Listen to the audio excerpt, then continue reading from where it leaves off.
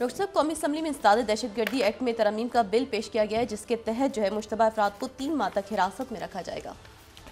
देखिए, अभी तो अदालती जो मामलात हैं वो पेचीदा हैं। ये मुल्क का जो अरेंजमेंट है ये भी इसने भी कोई जड़ें अपनी नहीं मजबूत पकड़ी, और ज़ाहिर है कि उसमें अदालत आने वाले दिनों में क्या फ़ैसले करती है क्या नहीं करती, मुख्तलिफ़ हवालों से तहरीक इंसाफ के जो रहनुमा और कारकुन हैं उन्हें एक तरफ नज़र आता है कि जी वो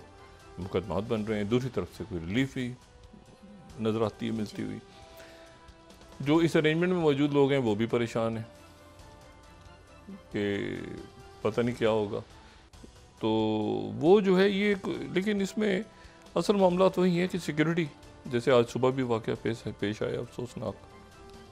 और ख़ारजा पॉलिसी पे जो मैंने काफ़ी दिन पहले कहा था कि मुल्क में जो हालात हैं उस पर असरअंदाज होने शुरू हो गए हैं, और बाकी इकॉनमी और ये सारे मामला अब किस तरफ जाते हैं अगले चंद हफ्ते या महीने बड़े अहम है पाकिस्तान के लिए भी। और अगर कोई ये समझे कि अमेरिकन इलेक्शन का और उसके साथ साथ एक तो इलेक्शन है, यानी 3 दिन और कुछ 6-7 घंटे रह गए हैं, अब इतनी दूर रह गए इलेक्शन, तो इसमें अगर इसका दुनिया पे असर नहीं पड़ेगा अमेरिकी इलेक्शंस का, तो ये खाम ख्याली है तमाम दुनिया पे। और वो तो अपनी जगह, लेकिन जो बाकी वाक़यात हो रहे हैं वो अलग अपनी जगह चल रहे हैं, वो चलते ही रहेंगे। इससे कतई नज़र के वहाँ पे ट्रंप आते हैं या कैमला हैरिस आती हैं। तो इशू ये सारा कि अब इसमें जो है वो ये मामला ज़रा पेचीदा हैं, पेचीदा तर हो गए हैं और आने वाले दिनों में मज़ीद पेचीदा हो जाएंगे। मैं आपको सिर्फ ये बताऊं कि वहाँ पर जो इस वक्त इंतखाबात हैं उसमें तो एक तो जो है ना वो गालम गलोच, बिल्कुल इल्ज़ामात, और बिल्कुल वो एक ऐसी सतह पे आए हुए हैं अमेरिकन इलेक्शंस जो बहुत ज़्यादा आपको वो मतलब अच्छे अल्फाज का उसमें इस्तेमाल नहीं हो रहा। पोल्स क्या हैं आज के? अभी ये BBC का अगर पोल हम 5th दिखाएं तो वही 48 और 47 पे जो है वो ये भी कुछ, ये अमेरिकी इलेक्शन भी कुछ 45-47 वाले चक्कर लग रहा है। उधर भी लगता है ऐसे, जो हमारे यहाँ फड्डा पड़ा हुआ है ना, उनके यहाँ भी 48, 47, 45 ऐसे ही चल रहा है उनके यहाँ भी। अब देखें ना ये क्या है, हुस्न इत्तेफाक है, ये क्या है। अब आप ये देखें कि जो 4th स्लाइड अगर हम देखें यहाँ पे, तो ये जो है ये गालिबन न्यूयॉर्क टाइम्स है, तो ये जो है इधर भी 48, 47, 45 ऐसे ही है कुछ, 45, 47, 48, ये कुछ अजीब ये नंबर देख रहे हैं आप। तो कैमला हैरिस ज़्यादा हैं, आगे नज़र आ रही हैं। और अगर हम ये 6th स्लाइड देखें न्यूयॉर्क टाइम्स, तो इधर जो है ये 49 और 48, इधर भी कैमला जो है वो कैमला हैरिस तो थोड़ी सी ऊपर हमें नज़र आ रही हैं। अच्छा, तो ये बिल्कुल आप समझें कि जो मुख्तलिफ़ रियासतों में और बहुत यानी बहुत क्लोज टाई जिसे कहते हैं ना, उस तरह से मामला चल रहे हैं इलेक्शंस में। लेकिन इन इलेक्शंस का पूरी दुनिया पे असर पड़ेगा, बहुत ज़्यादा असर पड़ेगा। आप इसीलिए तो ट्रंप बार बार ये कह रहे हैं ना कि ये उससे पहले मेरे ऑफिस में आने से पहले किसी ने जंगबंदी हो जाए और जंगबंदी हो जाए, जंग ख़त्म हो जाए, जंग ख़त्म हो जाए। इस तरह जंग ये ख़त्म होने वाली है नहीं, जिस तरह ट्रंप समझ रहे हैं या ट्रंप कह रहे हैं, इस तरह से ख़त्म होने वाली है नहीं जंग। ये जो जंगें छिड़ गई हैं और बढ़ रही हैं आगे की तरफ। देखिए, शुरू करें वहीं से पहला डॉट हमेशा हमारा जो है वो जहाँ खून बह रहा है, और वो गज़ा से शुरू होता है। और शदीद वहाँ पे आज दोबारा हमले हुए हैं मुख्तलिफ़ इलाकों में।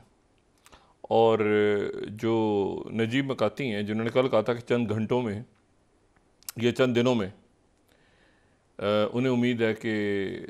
एक जंग बंदी का मुआहदा साइन हो जाएगा अमेरिकी इलेक्शन से पहले, जो कि बाइडेन चाह रहे हैं, और वो उसके इम्कानात आज मादूम हो गए, क्योंकि आज बड़े अरसे के बाद बैरूत, यानी अब मैं बात ये कर रहा हूँ ना मैं शुमाली लेबनान की बात कर रहा हूँ ना जनूबी लेबनान की बात कर रहा हूँ, प्रॉपर बैरूत शहर पे बड़े तवील अरसे के बाद आज दोबारा जो है वो हमले हुए हैं और बड़ी तादाद में। और उधर से हिजबुल्लाह ने भी जवाब दिए और लेबनान की आर्मी ने भी जवाब दिया है, और उसके नतीजे में हैफा और शुमाली इसराइल इधर गिरे हैं लोग, मिसाइल आके, और बहुत से लोग उसमें जो वहाँ से खबरें आ रही हैं, इधर मुख्तलिफ क्लेम्स हैं। लेकिन बात ये वो सारी कि वो इसमें अब एक और जो सोच डेवलप हो रही है इसराइल में, और वो जो है वो सोच बड़ी वहाँ पर जो है वो ब्लैक फ्लैग्स एंड ये मैं 11 स्लाइड अगर दिखाऊं तो ये है कि शुड इसराइली सोल्जर्स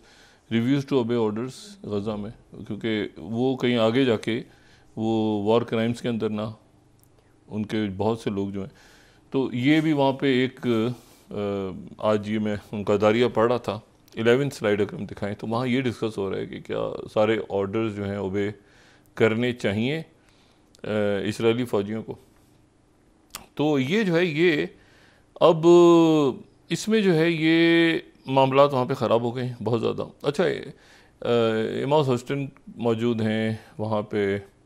ब्रेट मैकर्ग मौजूद हैं, बाकी लोग सारे मौजूद हैं, लेकिन बात ये है कि इस तरह से नहीं होता मामला। मतलब है कि इस तरह से पॉसिबल नहीं है कि वो कहें कि जी, मतलब पहले तो ये ख़बर चलाई राइटर्स ने कि जी अमेरिका ने कहा है कि यकतरफ़ा लेबनान जो है वो जंगबंदी कर दे, यानी लेबनान पहले कर दे और इसराइल को वो जारी रहे। और फिर तो उसके बाद बड़ा शदीद रद्द-ए-अमल आया वहाँ से लेबनान के जो वज़ीर आज़म हैं नजीब मिकाती का, और उन्होंने कहा कि ऐसे ना तो इसका सवाल ही पैदा नहीं होता। पहली बात ये है कि फिर उन्होंने कहा जो इसराइली जहरीत में इजाफा हुआ है पिछले 24-48 घंटों में, तो वो गालिबन इसराइली पैगाम दे रहा है कि हमें जंगबंदी में कोई दिलचस्पी नहीं है, उन्हें नहीं है तो हमें भी नहीं है। उसके साथ ही जो दूसरा मामला है वो ये है कि जो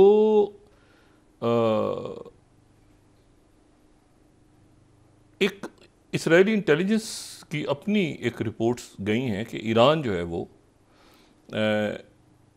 इलेक्शंस के फ़ौरन बाद अटैक करेगा इसराइल पे। इलेक्शंस के फ़ौरन बाद, पहले नहीं, इलेक्शंस के फ़ौरन बाद, और तैयारी कर रहा है। और ये जो इंटेलिजेंस रिपोर्ट्स हैं अमेरिका के जो ज़रा अबलाग हैं इसको तस्लीम नहीं कर रहे इसराइल के अंदर, और उनका कहना ये है, नेतन्याहू ने जो अपनी कैबिनेट का इजलास किया है उन्होंने कहा है कि ईरान के किसी भी हिस्से को हम भरपूर निशाना बनाएंगे अगर। अच्छा, ये जो इंटेलिजेंस रिपोर्ट्स हैं ये कह रही हैं कि जी ईरान जो है वो अटैक करेगा इराक से, इराक की सॉइल से अटैक होगा, और उसमें बहुत बड़े पैमाने पे ड्रोन्स और बैलिस्टिक मिसाइल्स, और वो अटैक जो है वो इराक से होगा। वो अटैक जो है वो हुतीस करेंगे और बाकी करेंगे, ईरान से शायद बराह रास्त ना हो, और उसकी तैयारी जो है वो वहाँ पे हो रही है। ये इसराइली इंटेलिजेंस कह रही है, वो कह रहे हैं हम जवाब जो हैं वो ईरान को देंगे। तो ये अभी आप कहना चाहिए ना कि ये और ख़राबी की तरफ, और ख़राबी से ख़राबी की तरफ मामला जो हैं ये मगरबी एशिया के और उसके साथ ही अफ्रीका और ये सारा ख़ित्ता जो है ये टर्मोइल का शिकार है। लेकिन इसमें जो एक ये तो बात मैंने कल की थी, यहाँ पर हमने डिस्कस की थी कि ईरान और रशिया के दरमियान कॉम्प्रिहेंसिव स्ट्रेटेजिक जो माहिदा है वो साइन होने जा रहा है, और इन्हीं दिनों में हो जाएगा। वो तैयार है और किसी भी वक्त वो आपको खबर आएगी। आज वो ईरान के सदर पहुँचे और वहाँ पे साइन हो गया। लेकिन उसके साथ जो है वो दूसरी इसमें जो एक बड़ी डेवलपमेंट ये हुई है कि अनयूजुअल गैर मामूली सफारतकारी का एक अंदाज़ है, और वो ये है कि एक तो कल जो है ना वो दो स्टेटमेंट्स हमारे सामने हैं, और हम दोनों को अगर देखें, एक तो ये जॉइंट स्टेटमेंट है 14th, ये Democratic People's Republic of Korea, शुमाली कोरिया को जो है वो Democratic People's Republic of Korea कहते हैं, ठीक है ना, DPRK। एक रिपब्लिक ऑफ कोरिया है, एक जो है ये डेमोक्रेटिक रिपब्लिक ऑफ कोरिया, शुमाली कोरिया। तो उसके ऊपर एक स्टेटमेंट है, और ये जॉइंट स्टेटमेंट है, ये जो उनके फॉरेन मिनिस्टर हैं साउथ कोरिया के और जो सेक्रेटरी ब्लिंकन है उनका, कि ये जो इंटरकॉन्टिनेंटल बैलिस्टिक मिसाइल साइन हुआ है, जो टेस्ट हुआ है, उसके ऊपर शदीद मजम्मत है, और कहा गया है कि वायलेशन है यूनाइटेड नेशन सिक्योरिटी रेजोल्यूशंस की, और अर्ज उनसे कि शुमाली कोरिया से कि वो जो है वो अपनी प्रोवोकेशंस को रोकें, बंद करें बिल्कुल, और किसी किस्म। दूसरी जो है वो बहुत ज़्यादा इंटरेस्टिंग है। ये तो स्टेटमेंट है ना, लेकिन उसके साथ जो दूसरी जो प्रेस ब्रीफिंग हुई है वो 2+2 है, और वो है, अगर 15 हम स्लाइड दिखा सकें, वो है सेक्रेटरी ब्लिंकन भी उसमें है, सेक्रेटरी स्टेट भी हैं, सेक्रेटरी डिफेंस भी हैं, रिपब्लिक ऑफ कोरिया के फॉरेन मिनिस्टर हैं और उनके डिफेंस मिनिस्टर हैं। तो ये 4 शख्सियात ने एक साथ जो है ये प्रेस में ये आए हैं चारों, यानी जनूबी कोरिया के वज़ीर ख़ारजा और जनूबी कोरिया के वज़ीर दिफा, और साथ ही अमेरिका के सेक्रेटरी ख़ारजा और अमेरिका के सेक्रेटरी दिफा। तो ये जो प्रेस ब्रीफिंग है ये बड़ी इंपॉर्टेंट है इस वक्त, और उसमें जो है उन्होंने ये जो बात की है और उसका जो स्टेटमेंट है उसमें 1-2 बातें इंपॉर्टेंट। पहली तो वो बात ये कह रहे हैं कि इसमें जो है वही कह रहे हैं कि जी ये इन सोल्जर्स के पास जो हैं ये मौजूद हैं, और अगर ये आ गए तो ये एक लेजिटिमेट मिलिट्री टारगेट्स होंगे यूक्रेन के अंदर ही पहुंचे तो एक ये निशाना बनेंगे, ठीक है।